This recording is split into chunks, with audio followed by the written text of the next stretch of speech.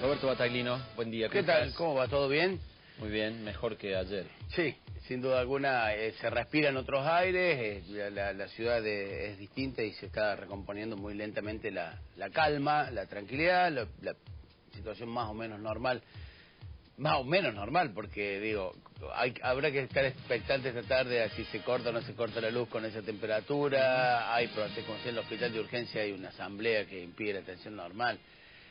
Con lo cual, la normalidad de la cordobesa tiene sus particularidades, igual, digamos, ¿no? A toda la gente que perdió todo con los saqueos, Hay gente, la normalidad no hay se muchos recupera. comercios y demás que le va a ir unos cuantos días restablecer y el funcionamiento y poder atender, lo cual implica no solo las pérdidas de lo que ocurrió en el momento, sino el denominado lucro cesante, es decir, lo que deja de percibir todos estos días que va a estar cerrado hasta que pueda... Y hay gente que se ha fundido, digamos, o sea, hay gente que no puede recuperar la inversión que tenía y se la robaron. Bueno, La inversión de mobiliario, hay un muchacho tenía un negocito de 3 meses, le sacaron toda la mercadería que ya había comprado y alguna tendría consignación, poca, y le rompieron todo el mobiliario y no tiene cómo recuperarse.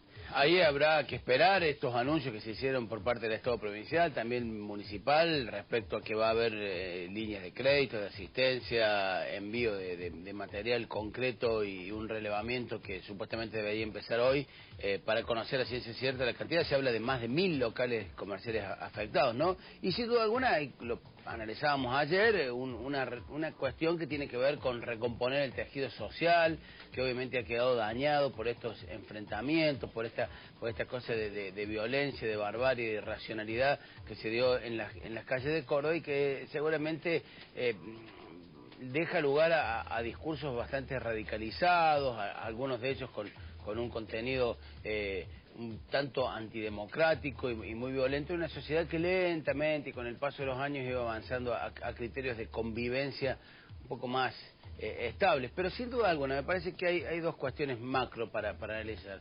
Una, que queda claro que esa grieta, esa brecha que permanentemente analizamos en la sociedad, me parece que ya no tiene no tiene que ver con adherir, estar a favor o en contra de un gobierno, que es la más clásica de los análisis que venimos haciendo respecto a esta división que había entre los argentinos. Me parece que queda expuesto que hay una división en la Argentina latente desde hace mucho tiempo, una sociedad dividida y fragmentada, entre los que tienen y los que no tienen, entre los que están adentro y los que no están adentro.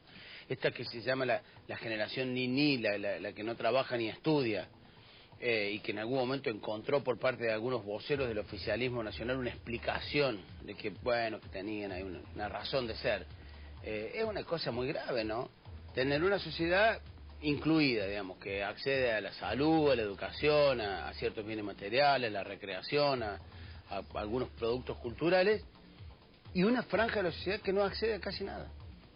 Me parece que esa es la verdadera grieta. Estés a favor, en contra, en medio del gobierno de que sea. Y que cada vez que ocurren estos episodios, salta a la vista que esa grieta existe. Y hay una responsabilidad de quien ha conducido el Estado Nacional, el Gobierno Nacional, durante los 10 años de mejor contexto internacional para la Argentina, pero prácticamente diríamos en toda la historia económica. Y bueno, esto me parece que ha quedado como un tema macro, esta brecha que divide a los que están adentro, o a los que estamos adentro, y los que han quedado afuera, que no pueden acceder a un montón de cosas. Esto obviamente no justifica para nada la violencia, la barbarie, el vandalismo, pero me parece que ese es un foco para prestarle atención. Y el otro más doméstico en el terreno político, que tiene que ver con las reacciones de los gobiernos ante esta situación y que han quedado expuestas a algunas cuestiones. Por caso en el gobierno provincial, ayer con un poco más de calma conversamos con algunos funcionarios planteándole el tema de que hubo que esperar que De la Sota regresara de urgencia de un viaje que tenía programado a Colombia para una reunión de gobernadores, por un conflicto que no empezó anteayer, sino que había empezado hace varios días con la protesta de las mujeres y demás. Sí, que se había exteriorizado hace varios días, porque el conflicto venía ya subterráneo, digamos. Con una crisis policial que desde que estalló el narcoescándalo para acá nunca se superó. que siempre que se estaban reacomodando algunas piezas. Después vienen estos reclamos que tienen que ver con salarios, condiciones de trabajo y otras cuestiones. Y estalla el conflicto. Ahora, si el gobernador no venía, los funcionarios admiten que era muy difícil resolver el conflicto. Ahora, hay un gabinete, hay ministerio, hay más de una decena de ministerios. Hay un jefe de gabinete, hay una ministra de Seguridad, hay un jefe de policía, hay una serie de actores políticos que han mostrado incapacidad para resolver esto. La pregunta es, de la Sota ante esto va, aquellos cambios que tenía más o menos previstos o que estaba analizando, ¿los va a mantener, va a profundizar? ¿Va a haber premios y castigos en su gabinete? ¿Cómo va a encarar la gestión en los 2 años que le quedan, al menos de este mandato? ¿Cómo va a encarar la gestión con un gabinete que obviamente ha expuesto que está desgastado, aunque hayan asumido hace 2 o 3 meses en el caso de algunos funcionarios, pero han expuesto, han dejado de manifiesto el desgaste? Y después algunas cuestiones gestuales. A veces que ayer hubo 2 gestos muy pequeños, tal vez casi anecdóticos, pero que son reveladores de las conductas de algunos funcionarios y de quienes tienen la responsabilidad. Uno, en el caso de cuando entró el gobernador a ese auditorio donde habían sido convocados, me parece que, a mí me pareció interesante la decisión del gobernador de convocar a representantes empresarios, gremiales, intendentes, legisladores de la oposición, líderes religiosos, etcétera, etcétera. Y de repente una ovación partidaria, unas vivas partidarias por parte de los adherentes del gobernador, como si entrara a un acto, a una unidad básica a dar un discurso, cuando estaba en juego la vida y los bienes de los cordobeses. Y me parece que eso revela como que esa sensación de vivir en un microclima, de que de esa desconexión con la realidad concreta que tienen a veces quienes, algunos de los que tienen responsabilidades en el Estado. Y otra imagen es la de la Presidenta, la mostraban recién, la de la Presidenta tomando la jura de la nueva ministra de Seguridad de la Nación, encargada de la seguridad de todos los argentinos y dentro de los cuales estamos los cordobeses, sonriendo, distendida, haciendo bromas y demás, y sin decir una palabra. Ningún funcionario nacional en ese acto, y prácticamente no lo han hecho, lo hizo Bernie y Capitanich, desentendiéndose del conflicto, dijo: che, es grave lo que pasa en Córdoba, es una cosa, nos preocupa, nos genera algún grado de situación de ocuparnos de esta cuestión. Que parece que también es una señal de haber puesto, de haber priorizado las cuestiones que tienen que ver con internas partidarias, con diferencias, con disputas de poder, de no sé qué cosa, antes que la situación que estaban atravesando miles de cordobeses afectados por la situación que se vivió en las últimas 48 horas. Por lo cual me parece que tampoco es inocuo.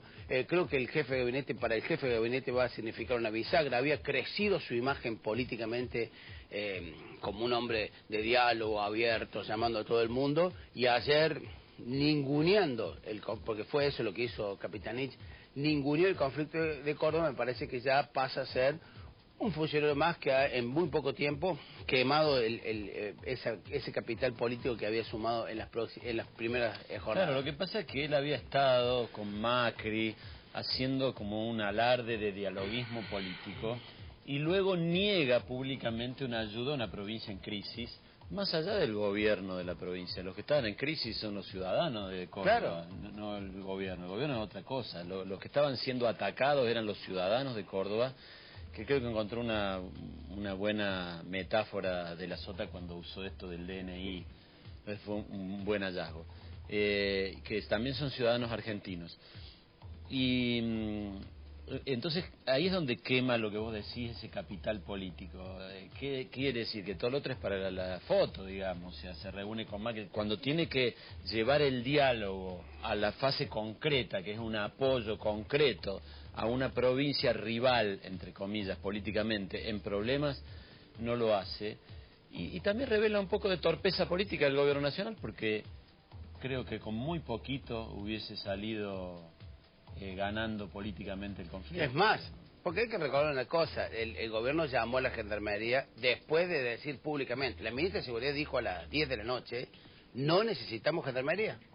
y a las 11 empezaron los llamados, digamos. Hay una dosis de improvisación extrema en el gobierno de Córdoba. Ahora, ante esa improvisación extrema, la Nación podría haber reaccionado con un plan concreto, decir, está bien, pero nos parece que tiene la Gendarmería a su disposición, hay una ley nacional que permite actuar a las fuerzas de seguridad en estos casos de gravedad extrema. Vamos a suponer que Córdoba no se lo pidiera.